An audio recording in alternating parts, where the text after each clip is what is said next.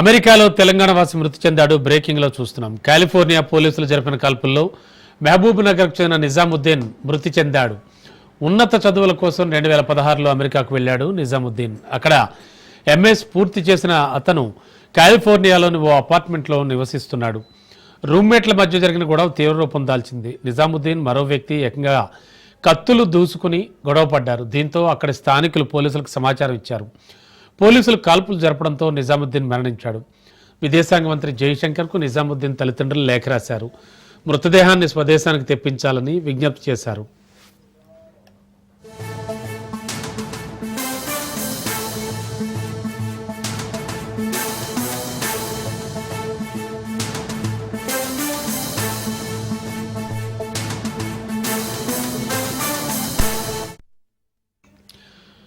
అమెరికాలో తెలంగాణ వాసి మృతి చెందాడు. కాలిఫోర్నియా పోలీసులు జరిపిన కాల్పుల్లో మహబూబ్ నగర్కు చెందిన నిజాముద్దీన్ మృతి చెందాడు. ఉన్నత చదువుల కోసం 2016లో అమెరికాకు వెళ్లాడు నిజాముద్దీన్. అక్కడ ఎంఎస్ పూర్తి చేసిన నిజాముద్దీన్ కాలిఫోర్నియాలోని ఓ అపార్ట్మెంట్లో నివసిస్తున్నాడు. రూమ్మేట్ల మధ్య జరిగిన గొడవ తీవ్ర రూపం దాల్చింది. నిజాముద్దీన్ మరో వ్యక్తి ఏకంగా కత్తులు తీసుకుని గొడవ పడ్డారు. దీంతో అక్కడి స్థానికులు పోలీసులకు సమాచారం ఇచ్చారు. పోలీసులు కాల్పులు జరపడంతో నిజాముద్దీన్ మరణించాడు. విదేశాంగ మంత్రి జైశంకర్ను నిజాముద్దీన్ తల్లిదండ్రులు లేఖ రాసి రిక్వెస్ట్ చేశారు. మృతదేహానికి స్వదేశానికి తెప్పించాలంటూ అడుగుతున్నారు.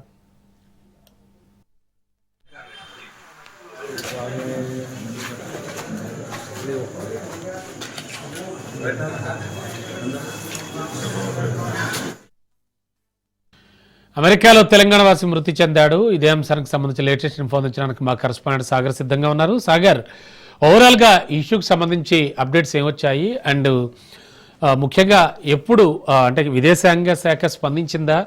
మృతదేహం ఎప్పుడు ఇండియాకి వస్తోంది? రైట్, అమెరికా కాలిఫోర్నియాలో చోటు చేసుకున్న ఈ ఘటన ఇప్పుడు ఇటు తెలుగు రాష్ట్రాల్లో ఉమ్మడి మహబూబ్ నగర్ జిల్లా వ్యాప్తంగా కూడా కలకలం జరుగుతుంది అనుకోవచ్చు. మహబూబ్ నగర్ చెందిన 26 ఏళ్ల వయసు గల మహమ్మద్ నిజాముద్దీన్ అనే వ్యక్తి అయితే 2016లో మహబూబ్ నగర్ నుంచి ఉన్నత విద్య కోసం అయితే అమెరికా వెళ్ళినట్లు, చదువులు పూర్తి చేసుకుని అక్కడే మంచి ఉద్యోగం చేస్తున్నట్టుగా కూడా ఇటు నిజాముద్దీన్ కుటుంబ సభ్యులు కూడా చెప్పుకొస్తున్న పరిస్థితి అయితే కనిపిస్తుంది. మొత్తానికైతే ఈ మధ్య కాలంలోనే ఆయనకు చేసే ఉద్యోగంలో కూడా ప్రమోషన్ వచ్చినట్టుగా కూడా కుటుంబ సభ్యులు చెప్పుకొచ్చారు. అయితే ఈ నెల సెప్టెంబర్ 18వ తేదీ అయితే తెల్లవారుజామున ఇటు రూమ్మేట్లకు సంబంధించి ముందుగా చిన్న గొడవగా స్టార్ట్ అయింది. దాని తర్వాత పెద్దదిగా మారినట్లుగా కూడా తెలుస్తుంది.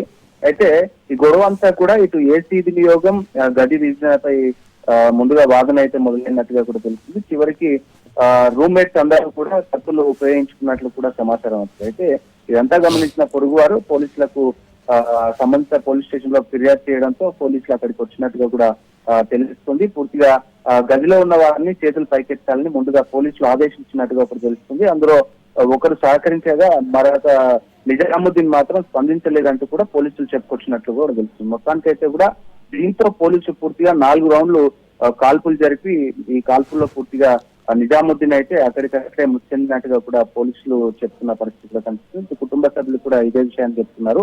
ఈ ఘటనకు సంబంధించి ఇప్పటికే అమెరికా పోలీస్ డిపార్ట్మెంట్ కూడా ఆఫీసర్ ఇన్వాల్వ్ షూటింగ్ గా నమోదు చేశాము, దీనికి సంబంధించి కూడా ప్రస్తుతం దర్యాప్తు చేపడుతున్నాం అంటూ కూడా కుటుంబ సభ్యులు అయితే చేపడుతున్నారు అన్నట్టు కూడా చెప్తున్నారు. ఇక మహబూబ్ లోని నిజాముద్దీన్ కుటుంబం అయితే పూర్తిగా తీవ్ర విషాదంలో మునిగిపోయింది. ఎందుకంటే చేతికొచ్చిన కొడుకు ఈ విధంగా చనిపోవడం ఒకసారిగా పూర్తిగా ఈ మహబూబ్ జిల్లాకు సంబంధించి బీకెరెడ్డి కాలనీలో ఒక శోక సందర్భంగా మారింది అనుకోవచ్చు.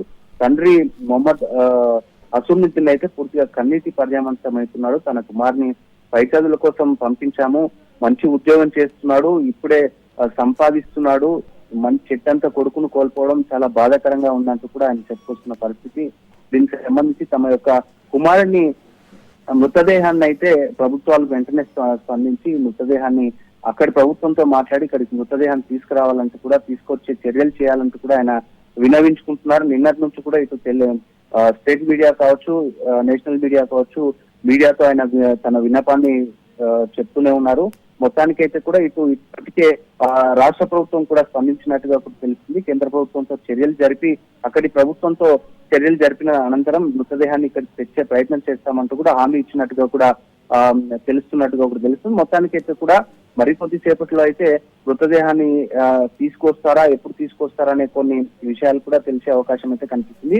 మొత్తానికైతే కూడా ఈ 2025 అయితే అమెరికాలో భారతీయులపై ఇలాంటి కాల్పుల ఘటనలు ఇప్పటికే 10కి పైగా నమోదవడం కాస్త ఆందోళన కూడా గురి చేస్తున్న పరిస్థితి కూడా కనిపిస్తుంది.